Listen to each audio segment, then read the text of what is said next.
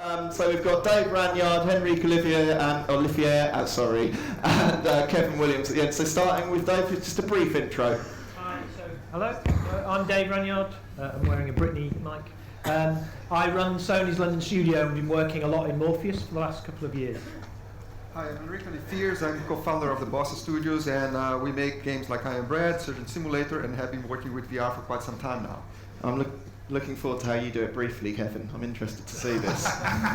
Briefly? Yeah. Yes, that's Kevin Williams, KWP, which is a consultancy. I've worked in VR since the 90s, ex-Imagineer, and a big head. Oh, okay. That's a nice way of doing it briefly. Brilliant. Kevin demanded the lights come on at that moment as well. Right, let's get into it. So what we're going to talk about is kind of VR and storytelling. And I want to, story in the loosest, broadest possible way. Whether we're talking about kind of narrative explicitly or broader understandings of what that is. And of course, VR is a platform for experiences, however it's applied. And a lot of those in the games and entertainment space are storytelling experiences. So, from you guys' perspectives, what are virtual reality's real strengths with storytelling? What do you think the potential is there? It's a broad one to start. Well, I'm happy to go first. Yeah, please do. The thing that we've been looking at a lot recently is how, as a player, you can interact with characters, and in VR, how much more powerful that is than watching a window or a TV screen. So for me, it's the power of really feeling like you're there. And I said, at the top, really, presence for us is a baseline, but then actually feeling like you're interacting with the real character. That's the next step for us in terms of looking at what we can do. Yeah, second to today's point, which is, in my opinion, the topmost hook in storytelling, is how much storyline you can milk out of small details. Like in a room, you can walk into a room now and you can investigate, say, a mantelpiece or a small watch or whatever, and that can contain a story that unveils and tells. Whereas in games, traditionally, you just run past this environment and saw the monsters and the enemies, that's what matters. Now, very tiny objects and details hidden in an environment can be part of the story, because the players are very curious to explore these environments where before they didn't have the mechanics to do so. Yes, experiential, immersive, empathetic, all of the fancy words that we've been using in gaming since the 70s, the things that we were hoping to actually achieve, we can actually achieve with virtual reality. And immersive entertainment is a word thrown about, but this is immersive, first time. And what about that kind of the traditional craft of telling a story, even particularly in a linear game, but even in a more open world game, storytelling has still been fairly direct. How do you see kind of virtual reality changing that opportunity? It's something people have touched on today, but I guess we're getting towards the challenges, but how it kind of is disruptive. You mentioned earlier about silent movies, right, Dave, and how they kind of affected the film industry so much. Like, what is VR's potential to kind of reinvent things in that regard? I think it's a good question. Well, I guess you can do things like branching stories. So in branching stories, you can still come back to a key point. That's the same for everybody, but how you get there is different.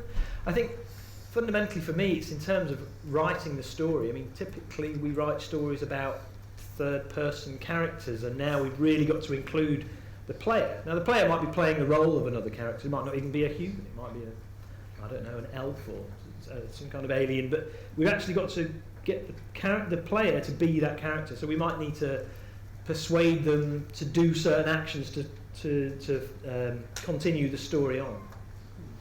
Well, yeah, a lot of what we said today was thinking about TV and cinema and how that projects into games, into VR, and I don't think that's the way to go. There are a way to go which you already find in games. If you compare things like Heavy Rain, for instance, which is very linear and it's almost a film, that's not going to work on VR.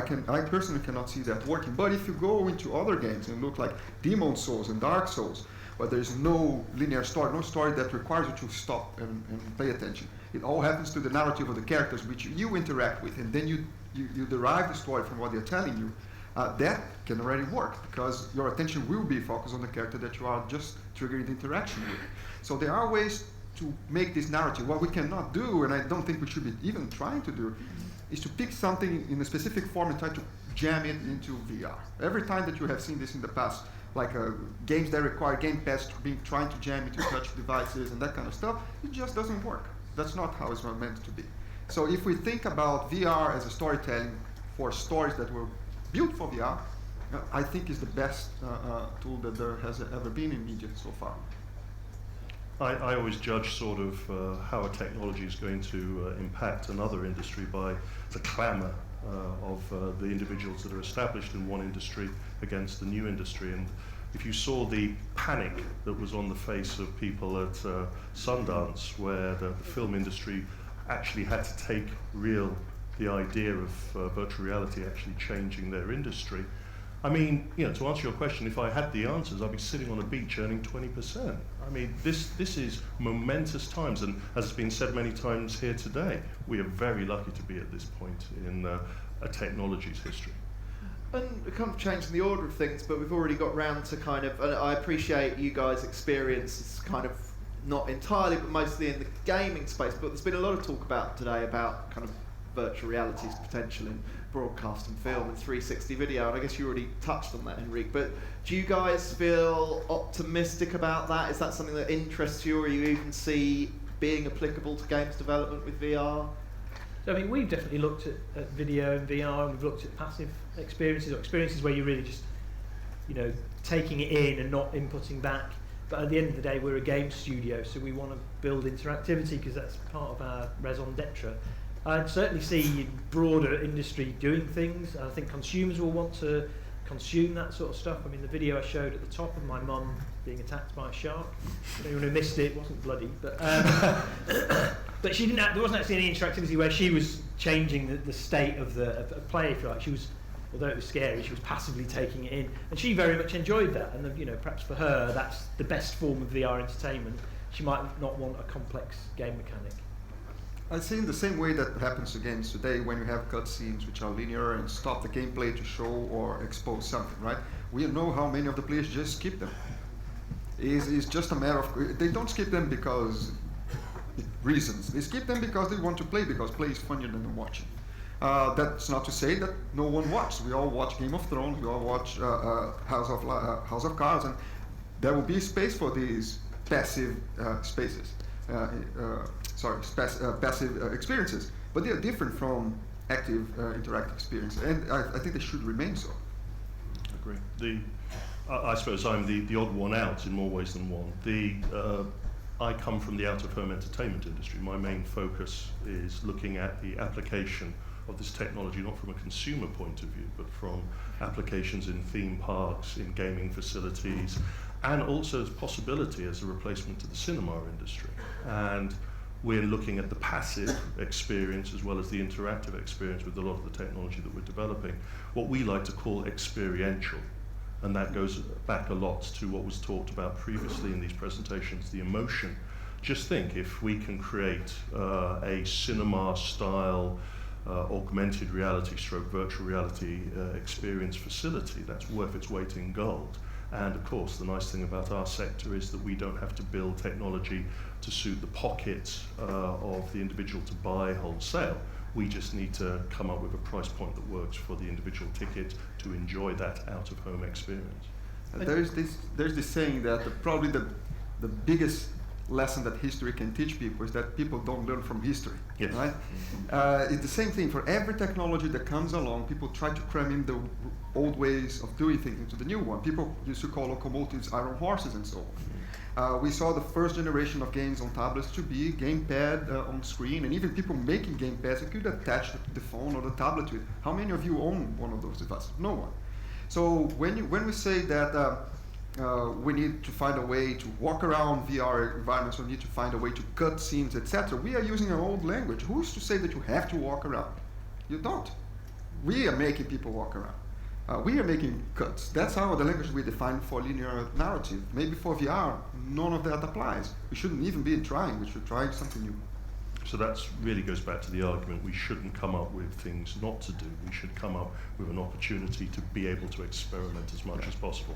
And sadly, I feel open source allows the widest possible opportunity for someone somewhere sitting in their bedroom, maybe, male, female, chimpanzee, may have all of the answers to how to get people immersed in virtual reality. Because I can tell you now, most of the manufacturers of HMDs don't have those answers. And just think, that kid, that individual, could totally change this industry. So coming up for walls for him to crawl over to get his content seen is not the answer. Making it able for his content to be circulated around the world and for him and everybody to benefit from that should be our objective. And in terms of if we'll highlight, we should be focusing on what new there is to do rather than what established there is not to do. That kind of brings me nicely onto, there's a lot of talk about, we're all very excited and will the consumer be ready to embrace the hardware, but you've also got to make experiences that the consumer is ready to embrace. So I guess I'm just getting at the balance between delivering something familiar and delivering something completely new and suited to VR. Like, what are your thoughts there in terms of are people? Sorry, I'm wording this well, aren't I? Are people going to be willing to embrace things that are that different? Are they prepared to get out of their comfort zone? Yes. They don't that have was to, my I don't answer. think Yes, so. that's what I'm asking. I think it would be more uncomfortable for you to deliver something which is not native to VR. Otherwise, if you try to cram in a first-person shooter that where you strafe and walk backwards, that's the worst thing you can do on VR, right? And if you look again at tablets and other stuff, the things that people were breakout moments for those platforms where they actually embraced what those platforms were good about. I remember one of the biggest games on iPhone, the first ones to hit was Rolando, where you could play just twisting it. And then Angry Birds, there's just one finger and goes. It wasn't Space Invaders, it wasn't Pac-Man, and it certainly wasn't any of those games that require controls. And nobody said, I cannot understand this. Where's the language I use for? Actually, they understood it better. And I think probably sampling is very important. I think we've all had that experience of somebody, I don't know if I want to go into this black box, and then they get in there and go, I get what it is, this is really cool. Which actually makes, in our studio, we made SingStar, which was launched 11 years ago. And at the time, that was about sampling actually, because people, are you going to get anybody to sing at the television? Really? And then we went out to like shopping malls and had people with microphones, and people sampled it, enjoyed it, and then it really took off. So I think there are ways of doing that, of getting that sampling out there, and then people understand it, they're not frightened of it, and embrace it.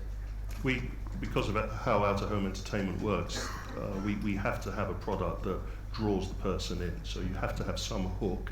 You have to have what's that? I'd like to have a go at that. Or what's that? That's unusual. I'm prepared to pay my small amount of money to get sucked into that environment. So from the question, there will be hooks. There'll be recognizable hooks to bring people in. But those hooks are going to be, you enjoyed this, you will really like this.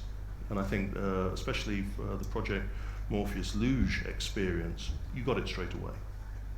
It was great. You walked up to it, you saw someone sitting on a beanbag going at Mach 2 underneath trucks, and you went, get it, yeah, get off, I want to go. That's the type of hook that I'm talking about that pulls people in. And actually, I wanted to state, you mentioned kind of about out-of-home entertainment and attractions and amusements, and I guess... Don't I say anything else? No, and that's, I've seen Kevin in real arcades many times. That's where I first ever met you. But I guess there's that, arcade is the most famous form of out-of-home entertainment, and in this country at least, it's a doesn't exist. Yeah, it doesn't exist. Yeah, there's a few. But the amusement industry is still with us. But yeah, what I wanted to touch on, I guess we'll have to do it relatively briefly. But what do you mean by that opportunity? And are people making games? I'm wondering if there's an opportunity that people aren't taking advantage of. I'm wondering how well served is that particular sector of VR. Well, as many people who are in the VR industry know that I turn up everywhere. I'll go to the opening of an envelope, it looks like. The fundamental reason why I'm doing that is I believe that the content that we will be using in the next of the generation of out-of-home entertainment systems is going to come from people such as yourselves. And so we're desperately trying to, and I don't believe that we're going to recreate the draw of the arcade. Again, going back to what you were saying about we don't want to go back to the old, but we want to build off of the old to come up with the new.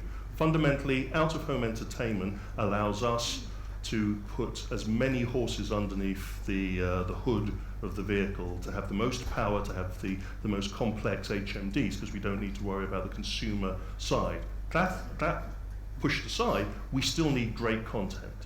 And it's that great content that I hope will come from the experiments here, and then we will take that content, apply it into the theme parks, into the out-of-home entertainment facilities, into the location-based entertainment, and even into the new kinds of barcades that we're seeing, places where you can have a drink and a meal and also jump into an immersive experience. And that could be an opportunity, or what we would like to say, a leapfrog, while the consumer VR industry sorts itself out, because not everybody's going to be able to buy a $1,000 PC to be able to get the Oculus CV1 to do the best it can. So in between that period of time, we'll have a lot of developers that will be what we would call prosumers working towards that dream, and hopefully we could take their content and drop it into our out-of-home aspects, the same way that Pong started off in the arcades, but it was the drive towards better microcomputing and drive for home entertainment that made its success as an Atari game. And I wanted to move on to some of the sort of other trends. You know, we had Patrick talking earlier about kind of the blend between AR and VR and mixed reality. I wonder, do you guys have any optimism or enthusiasm towards things like, whether it's HoloLens or another platform, like what are the other opportunities, the more out there future opportunities in terms of, I was going to say realities, mixed realities and virtual reality as a storytelling platform? I mean, I've made quite a few AR games already, so actually I've kind of gone the other way. Yeah. We've done quite a lot of AR, and now getting into VR feels really exciting. But I think you're right, we probably will go back as we learn more from VR, that we'll go back to AR, because that is really interesting as well, to mix reality, augmented reality like that. What about you, Henrique? You're prone to an out there idea. What kind of things excite you about the future of this? This is stage one, right? Every headset that's going to make into market this year or next year, either VR or AR, is step one. We are talking about the XT886. Things will evolve very fast from there, because VR is one of the few technologies where you put HMD, whatever it is, the first thing you think is, I'm missing something. Missing my hand, or missing the body, I'm missing the other sense that complete the experience. So I can totally see that. What I struggle a little bit more to see is people walking around on the streets with AR. Because there is a lot of crossovers, social crossovers with fashion and identity and personas and so on. It's much more complex. But you're sitting in your living room, this will evolve very, very fast. The fundamental for me, I don't say to people in other industries that I work in the VR industry, I work in the immersive entertainment industry. And so mixed reality has been our bread and butter since day one. Where you're talking about the ability of augmented reality to superimpose computer information into the real world, or virtual reality to place the person into a virtual environment, we also have in our sector something called 3D projection mapping, where we actually project high quality images onto surfaces and fool the individual into believing that those projected images are real. So it is obvious that the audience in a couple of years' time will expect their AR and VR to be one system. That teleholics, yeah, where's Ed? That was it? Telehol. Telehora. Telehorror. Oh, Thank sorry, you. it wasn't you. Yes. Sorry, spilling that on you. No. Thank you for that. I'm going to steal that. There's one tech that everybody is racing against right now, which is eye tracking. Right. Yes. That a lot of people say is the holy grail, and that's the next one, I guess. After controls, we need the controls. Then Sony already has. PC is missing. Will come. Then that, and there is one that we talk about around the corners. Nobody talk about in conferences, but it's sex. It's gonna be big. Drove the internet. We had one of our investors at the Adult Entertainment Show. And from a consultancy point of view and as an ex-Imagineer, I sort of say to him, keep away. Wash your hands and keep away, because the fundamental is, we know the porn industry, the adult entertainment industry, the experiential industry will be phenomenal. And the same way that porn brought in VHS, porn has succeeded in 3D where the games industry has failed in 3D, porn helped the internet become what it is today. Sadly, porn's going to help VR. And we've actually only got already 6 minutes left, so I've got a few more, but does anyone have any questions? Because fantastic. First, Thomas was the first, sorry, I should describe people by name now, the chap over there in the grey jumper. One of the earlier talks made something that both intrigued me, and I'm still running it over my head, where they said we could do horror games, but they'd be so frightening that no one would want to play it. And I started thinking, is this like a Virtual Boy moment where actually, no, this is horrible, I don't like it? Or is it, now we look back on cinema where people ran out of a screening of a train coming towards them? Is it actually a medium that powerful, or are we overstating what can be done? I think we are. If you look at movies, and actually you can watch an old movie like an old Frankenstein or Dracula, and it was really scary at the time.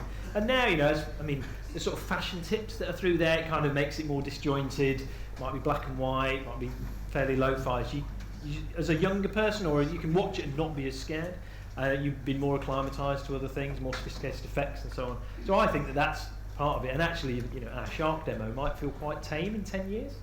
But right now, nobody's ever had that before, and it's really in your face. I don't know if anyone was. I certainly know the Unity guys were at Unite in Seattle this year. There was talk about horror games and the potential impact, and it was a psychologist, I can't remember if you guys remember who it was, that said about there'll be the first heart attack in VR through experience being scary. They said the same thing about 3D in movies. They used to have doctors waiting at the exits of cinemas to take away the people who fainted. We've been here before. Right. Okay. Yeah, but there are films who scare people for life, like The Exorcist and so on. Oh yes. Right. I ran out of Ghostbusters in 1984, and I still don't like it. Well, of course, that famous scene in The Exorcist where she puts her head all the way around, you can now do in VR. Nice. With the same pew. I think. Sorry. Oh yeah. Sorry. Yeah. Chat with the microphone. First of all, Kevin, I think you and I should speak afterwards, because I think we'd be very interested in what each other are doing. I'm not doing any porn. No. Again. But a question for all of you. I know that Henrique touched on that earlier on, and I was speaking to Imre about it the other day as well. But health and safety with VR, are you sure? How do you feel that that's going to go forward? Because when PlayStation first came out, it was like, oh, don't spend more than an hour on it. And I've got to admit it, none of us adhered to that.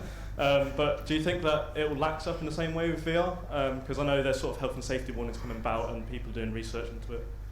There will be on the box, on the label, kind of health and safety. I think everybody agrees that under 13 should not do it.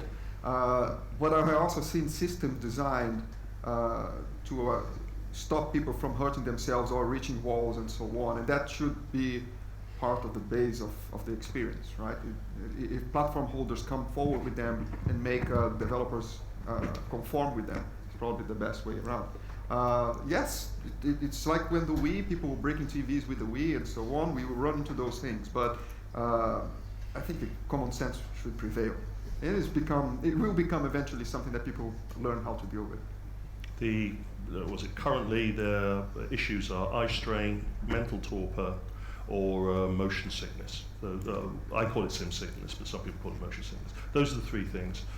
Hopefully some of the eye tracking technology that I saw at CES, they're talking about using that to actually monitor how much the individual is acting up while they're watching that, and if they start to do unusual or make unusual motions, then they know that they need to be sought out. But remember, this is the first technology where literally it can mess you up, and we will have to produce some barriers. The only other technology I've ever seen that got close to this was the epileptic fits that were caused by certain of the Japanese animations. Yeah.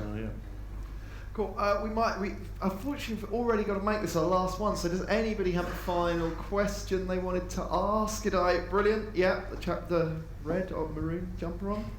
Hi. So my thoughts, like everyone's been talking about the positivity and like where it's all going, and it's all very exciting. I'm excited. I've had some really good fun playing on some of the games.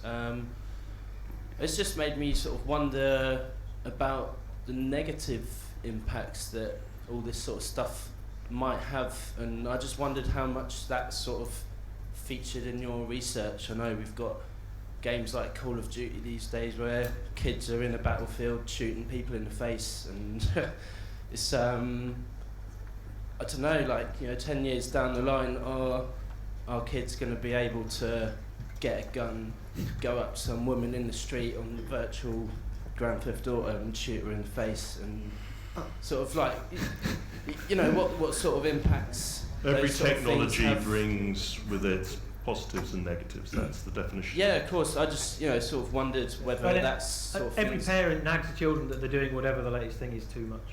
Yeah. Comics. When comics came out, popular after the end of World War II, there was a major concern that the youth were becoming thicker, more violent, and that they were more susceptible to being led. There was a fear that another Hitler I'm would sorry, rise. that's the Daily Telegraph today. But I guess it's the same caution that, you know, there's always been some degree of responsibility in making games, right? So Yeah, yeah. just continue Yeah, that. as an industry, we have become better at that, right? Yeah. We point fingers even at the I think games we've all that grown feel- up a bit. Yeah. I mean, yeah. I've got kids. We don't have any screens on in the morning before school. You know, I mean that's you've gotta- Accountability and responsibility. Yeah. You've got to do that whether there's games or whether there's TV or whatever. I mean, you've got to sort of take that as part of your life. Hold on a minute, I've got to troll someone on Facebook, won't be long. You know, that's the On technology. that note, I'm afraid we already have to finish things, but fortunately the conversation can continue because I now can't see Dan's face. I've forgotten the name of the place we're going to. Cuban, which is, I can't work out what we're facing, that way down the side of the Ibis Hotel. So there's going to be some drinks for a little while at Cuban, and we can carry on conversing and asking questions and talking to one another. And then the after party is at the aquarium, which I think is possibly that way, yes. And you can't miss the aquarium, there's signposts everywhere. So again, just thanks to all the guys that made it happen, thanks to our speakers on this panel, thanks to everybody who came, who asked questions and made it a brilliant event, thanks to the sponsors, thanks to the exhibitors, and yes, the creative skill set forms, I'm going to say it one more time, filling those in, it really isn't just getting information so they can spam you. Like creative skill set pool information from the games industry that is fed back into funders and government and educators that has helped to kind of make their support more meaningful. So if you could fill those in, then that's your entrance into the, that's how you get your ticket to get into the after party. So good, do it, won't take a moment. And again, Games Aid, they do brilliant work, and there's a collection bucket over there, so please throw in some pennies or pounds or notes, and that's everything. Thank you very much, everyone.